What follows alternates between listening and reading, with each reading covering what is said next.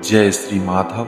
जरा नजर घुमाकर देखिए आज दुनिया में क्या हो रहा है। एक तरफ देशों में महायुद्ध छिड़े हैं तो दूसरी तरफ कुदरत का कहर टूट रहा है।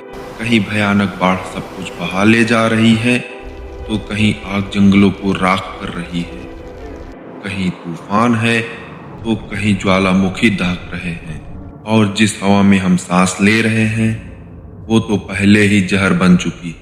इन हालातों को देखकर आज सिर्फ हम नहीं बल्कि दुनिया भर के साइंटिस्ट भी डरे हुए हैं। साइंस भी मान रहा है कि धरती अब विनाश के कगार पर खड़ी है।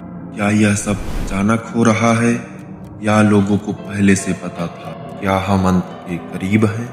इसे अच्छे से समझने के लिए हमें अपने सनातन धर्म ग्रंथ की तरफ देखना चाहिए।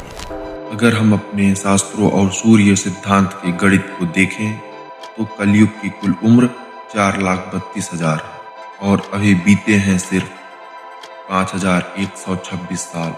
यानी गणित के हिसाब से यह कलयुग का बचपन होना चाहिए। लेकिन हमारे आसपास जो पाप और अधर्म हो रहा है वो तो घोर कलयुग जैसा लग रहा है। तो सच क्या है? क्या यह बचपन है या यही घोर कलयुग? इन सब सवालों का जवाब महर्षि वेदव्यास ने हजारों साल पहले ही श्रीमद् भागवत महापुराण में लिख दिया था। उन्होंने घोर कलयुग के कुछ साफ साफ लक्षण बताए थे।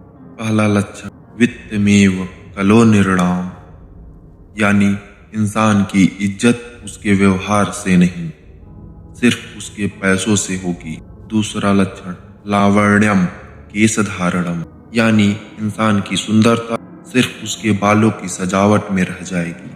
क्या आज ऐसा नहीं हो रहा है? तीसरा लक्षण दाम्पत्य रतिरेव ही, यानी पति पत्नी का रिश्ता सिर्फ शारीरिक सुख तक सिमट जाएगा। आज टूटते हुए रिश्ते इसी भविष्यवाणी का सबूत है। ऐसे अनेकों बातें लिखी गई हैं जो आज के समय में मिलती जुलती हैं। यह सब देखने के बाद दिमाग चकरा जाता है। लक्षण तो सारे घोर कलयुग वाले मिल रहे हैं, लेकिन उम्र अभी लाखों साल बाकी। आखिर माजरा क्या है? इस गुत्थी को सुलझाती है उड़ीसा की भविष्यमालिका, जो उड़िया भाषा में लिखा गया है।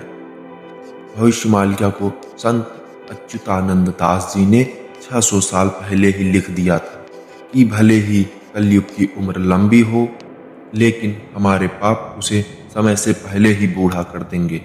इसको ऐसे समझिए, एक दिए में तेल तो पूरी रात जलने का होता है, लेकिन अगर तेज आंधी आ जाए तो वो दिया समय से पहले बुझ जाता है। ठीक वैसे ही आज अधर्म की आंधी इतनी तेज है कि जो विनाश लाखों साल बाद होना था वो आज ही हमारे दरवाजे पर खड़ा है। तो दोस्तों, इशारा साफ है। कैलेंडर चाहे जो कहे, लेकिन हालात बता रहे हैं कि हम अंतिम अध्याय में जी रहे हैं। बचने का रास्ता, त्रिसंध्या, श्रीमद् भागवत महापुराण पठन और माधव नाम। लेकिन रुकिए, अगर यह अंत समय है तो हमारे रक्षक 10वें अवतार भगवान कल्कि का जन्म कहाँ हुआ है? भविष्यमालिका में भगवान कल्कि के जन्म और उनके गुप्त ठिकाने को लेकर एक चौंकाने वाला राज लिखा गया है जो हम अगले वीडियो में बताएंगे। क्या आप जानना चाहते हैं? तो कमेंट में अभी लिखें पार्ट 2। वीडियो पसंद आया हो तो लाइक और सब्सक्राइब करें।